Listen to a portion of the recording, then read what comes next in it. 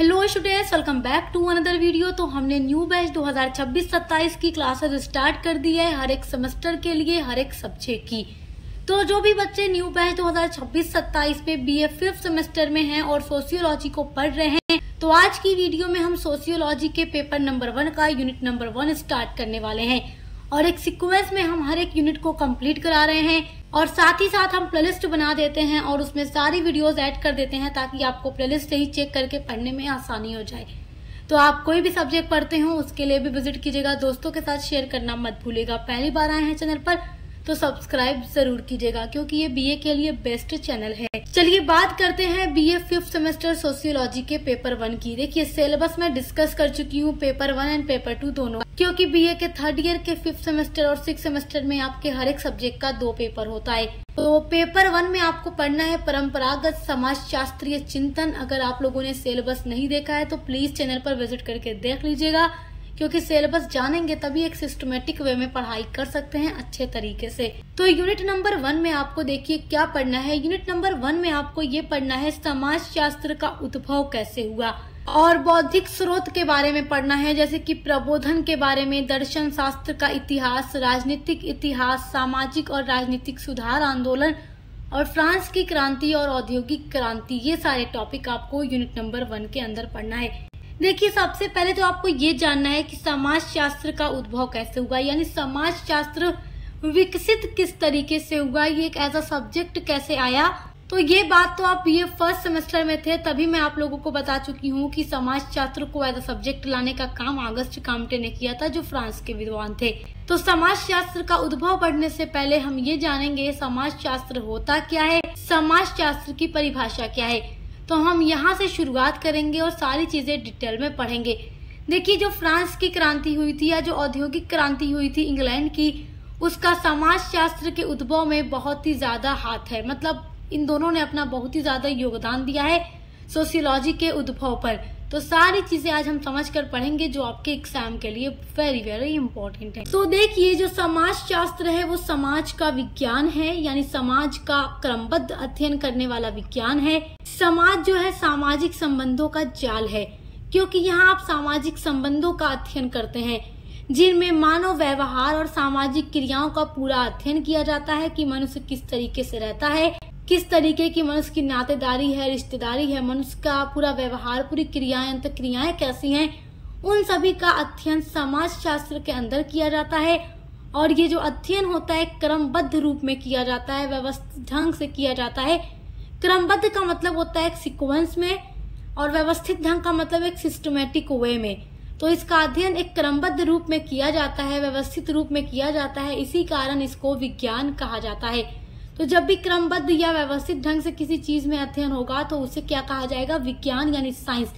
तो जो समाजशास्त्र है वो समाज का विज्ञान है। अब यहाँ पर हम देखते हैं समाजशास्त्र की परिभाषा अलग अलग विद्वानों के अनुसार। तो देखिए मैकाइवर और पेज जो थे उन्होंने समाजशास्त्र की परिभाषा अपनी बहुत ही फेमस बुक जिसका नाम है सोसाइटी, उसमें उन्होंने समाजशास्त्र की डेफिनेशन दी है।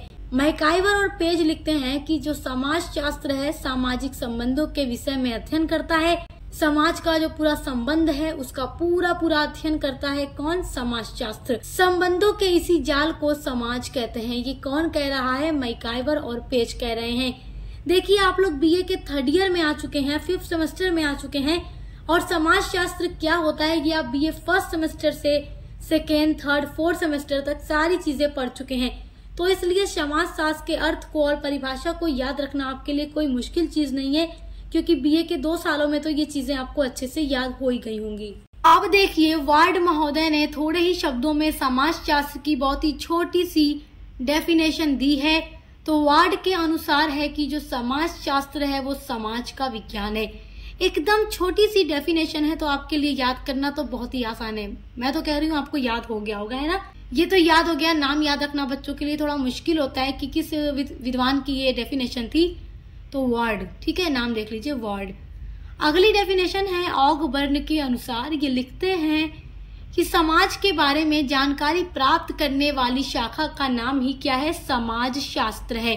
तो समाज के बारे में सब कुछ जो हम जानकारी प्राप्त करते हैं, समाज के संबंधों के बारे में, इसकी रिश्तेदारी, परिवार, संस्था, संगठन, हर एक चीज का जो अध्ययन किया जाता है, समाज में रहने वाले लोगों की अंतःक्रियाएं, प्रक्रियाएं, उनकी क्रियाएं, उनके व्यवहार, हर एक चीज का जो अध्ययन हम करते हैं वो समाजशास्त्र यानी सोशियोलॉजी के अंदर ही करते हैं। अगली डेफिनेशन है ओडम के अनुसार। तो देखिए, समाजशास्त्र वह विज्ञान है जो समाज का अध्ययन करता है।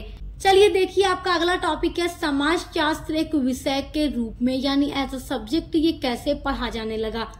तो समाजशास्त्र को अस्तित्व में लाने का जो श्रेय दिया जाता है वो फ्रांस के समाजशास्त्री, फ्रांस के विद्वान ऑगस्ट काम्टे को दिया जाता है, क्योंकि इन्होंने ही सबसे पहले समाजशास्त्र एक सब्जेक्ट के रूप में विकसित किया है, जिस कारण इन्हें समाजशास्त्र का पिता या जनक कहा जाता है। इन्होंने जब समाजशास्त्र को अलग नाम दिया तो पहला नाम तो इन्होंने दिया था सामाजिक भौतिकी, और बाद में आगे चलकर 22 दिसंबर 1838 ईस्वी में उन्होंने सामाजिक भौतिकी नाम को बदलकर इसे समाजशास्त्र की संज्ञा दे दी। तभी से समाजशास्त्र एक अलग सब्जेक्ट के रूप में समाजशास्त्र के नाम से विख्यात हो गया विश्व भर में। तो देखिए, समाजशास्त्र को एक विषय के रूप में लाने का काम तो ऑगस्ट काम्टे ने किया था, लेकिन जो हर्बर्ट स्पेंसर थे वो भी बहुत बड़े समाजशास्त्री थे। समाजशास्त्र का उदय तो ऑगस्ट काम्टे ने किया, लेकिन उसका पालन पोषण हर्बर्ट स्पेंसर ने किया। ऑगस्ट काम्टे ने जिस सब्जेक्ट को एक नया रूप दिया उसमें रंग भरने का काम हर्बर्ट स्पेंसर ने किया था। उन्होंने भी समाजशास्त्र में बहुत ज्यादा अपने योगदान दिए हैं। अलग अलग सिद्धांत उन्होंने समाजशास्त्र को दिए हैं जो आपको आगे चलकर पढ़ना भी है। आपका अगला वेरी इंपॉर्टेंट टॉपिक है समाजशास्त्र का उद्भव एवं विकास। देखिए, समाजशास्त्र का उद्भव कैसे हुआ यानी इमर्जेंस एंड विकास मतलब डेवलपमेंट। तो emergence and development of sociology यानी समाजशास्त्र का उद्भव और विकास। देखिए, चाहे ज्ञानोदय काल की बात करें या फ्रांस की क्रांति की बात करें या इंग्लैंड की औद्योगिक क्रांति की बात करें, इन तीनों ने ही समाजशास्त्र के उद्भव को प्रभावित किया था। ज्ञानोदय काल को प्रबोधन के नाम से भी जाना जाता है। तो सबसे पहले हम ज्ञानोदय काल के बारे में जानेंगे। ज्ञानोदय काल यानी इनलाइटमेंट। देखिए, ज्ञानोदय मतलब इनलाइटमेंट होता है, इसको हिंदी में प्रबोधन भी कहते हैं। देखिए, यूरोप में 1650 से लेकर के 1780 तक के दशक की अवधि को यानी उस टाइम को यूरोप में प्रबोधन या ज्ञानोदय युग के नाम से जाना जाता है। ज्ञानोदय का अर्थ होता है अज्ञानता को दूर करना, यानी शिक्षा विकसित हो और अज्ञानता खत्म हो जाए, ज्ञान का उदय हो जाए या प्रकाश हो जाए और अपनी चेतना को विकसित करे, वो ज्ञानोदय होता है। तो ऐसी अवस्था को ज्ञानोदय कहा गया। और ज्ञानोदय युग में क्या हुआ कि इसमें जितने भी पुराने और पिछड़े विचार थे वो सब पीछे छूट गए। लोगों ने पुराने ख्यालात, पुराने विचारों को त्याग दिया, सैक्रिफाइस कर दिया और नए नए विचारों को लोगों ने अपनाना शुरू कर दिया। देखिए, प्रबोधन का अर्थ बुद्धिवाद, विविधता, अनेकता, स्वतंत्रता या लौकिकता और व्यक्ति के सम्मान से लिया जाता है। प्रबोधन का अर्थ है दूसरों के विचारों का सम्मान करना और अपने विचारों के अनुगमन करने की पूर्ण स्वतंत्रता। प्रबोधन का एक बहुत ही महत्वपूर्ण तत्व सांस्कृतिक अथवा मूल्यात्मक बहुतत्ववाद है। जैसे जैसे नए व्यक्ति परंपरा से प्रबोधन दिशा में अग्रसर होते हैं, वैसे वैसे उनमें नए संस्कार, नए ज्ञान, अनुभव और मूल्यों की आस्था बढ़ती है। प्रबोधन द्वारा ज्ञान और अनुभव का विभागीकरण भी होता है और नए नए मार्ग भी खुलते हैं और अज्ञानता का विनाश होता है और ज्ञान का उदय होता है। तो इस युग में आप देखेंगे कि ज्ञानोदय काल ने किस तरीके से समाजशास्त्र के उद्भव को बढ़ावा दिया। ज्ञानोदय काल के अलावा समाजशास्त्र के उद्भव पर दो महान क्रांतियों का भी बहुत अधिक प्रभाव पड़ा, फ्रांस की क्रांति और औद्योगिक क्रांति। देखिए, जो फ्रांस की क्रांति थी उसने सामाजिक और राजनीतिक व्यवस्था में बदलाव लाए, जबकि जो औद्योगिक क्रांति थी उसने आर्थिक और सामाजिक संरचनाओं में परिवर्तन कर दिया। इन क्रांतियों ने समाजशास्त्रियों को सामाजिक समस्याओं, परिवर्तनों का अध्ययन करने के लिए प्रेरित किया, जिससे समाजशास्त्र को अलग अलग विषय, अलग अलग टॉपिक मिलने लगे अध्ययन करने के लिए। और देखिए, इन दोनों क्रांतियों ने यूरोप की पुरानी नातेदारी व्यवस्था, भूमि, सामाजिक वर्ग और धर्म, स्थानीय समुदाय और राजशाही की जितनी भी पुरानी व्यवस्था थी उन सबको जड़ से उखाड़ कर फेंक दिया। और विद्वानों ने, दार्शनिकों ने, विचारकों ने, इन सभी ने सामाजिक व्यवस्था के इन तत्वों को समाप्त करने पर विशेष रूप से बल दिया। और स्वाभाविक था कि 19वीं शताब्दी के सामाजिक विचार सैद्धांतिक प्रयास में थे, जिनके द्वारा क्या किया गया कि पुरानी विचारधाराओं को समाप्त किया गया और उनकी जगह पर नवीन विचारधाराओं की स्थापना करने की कोशिश नए नए विचारकों और दार्शनिकों के द्वारा की गई। और जिससे कि समाजशास्त्र को अलग अलग विषय मिलने लगा और समाजशास्त्री उनका अध्ययन करने लगे, जिसमें 2 क्रांतियों ने बहुत महत्वपूर्ण रोल प्ले किया है। पहली क्रांति आ जाती है फ्रांस की क्रांति। जब आप हिस्ट्री पढ़ते हैं तो फ्रांस की क्रांति जरूर पढ़ते हैं या इंग्लैंड की क्रांति जरूर पढ़ते हैं, लेकिन इन दोनों क्रांति के बारे में आपको अपने 5th सेमेस्टर सोशियोलॉजी के अंदर भी पढ़ना है और आपके लिए वीडियो चैनल पर हमारे अपलोड है। देखिए, अब बच्चे कहेंगे मैम हम तो सोशियोलॉजी पढ़ते हैं, तो क्या हिस्ट्री की प्लेलिस्ट में जाकर हम ये दोनों क्रांति पढ़ सकते हैं? तो देखिए, चीजें तो बिल्कुल वही हैं, आपके सिलेबस में रखी गई हैं। तो आप अगर चाहते हैं तो BA 4th सेमेस्टर हिस्ट्री की क्लास जरूर चेक कीजिएगा, प्लेलिस्ट जरूर चेक कीजिएगा हमारे चैनल पे। उसमें मैंने फ्रांस की क्रांति और औद्योगिक क्रांति दोनों को पढ़ाया हुआ है, क्योंकि 4th सेमेस्टर हिस्ट्री का टॉपिक है। तो अगर आप वहां से जाकर इन दोनों क्रांति के बारे में पढ़ लेंगे तो आपको दोनों क्रांति के बारे में अच्छे से पता चल जाएगा। क्योंकि देखिए, एग्जाम में फ्रांस की क्रांति और औद्योगिक क्रांति के बारे में क्वेश्चन पूछा जाएगा। जो औद्योगिक क्रांति है ये इंग्लैंड में हुई थी, ये बात आप जानते हैं। तो आपको औद्योगिक क्रांति के बारे में, फ्रांस की क्रांति के बारे में डिटेल में पढ़ना है, तो आप हिस्ट्री की प्लेलिस्ट जरूर चेक कीजिएगा। चलिए देखिए, सभी क्रांतियों में फ्रांस की क्रांति पहली वैचारिक और आधुनिक क्रांति थी जो 10 वर्षों तक चलती है। देखिए, इस क्रांति ने यूरोप की सामंतवादी व्यवस्था को उखाड़कर फेंक दिया, क्योंकि इससे पहले यूरोप में सामंतवादी व्यवस्था चल रही थी।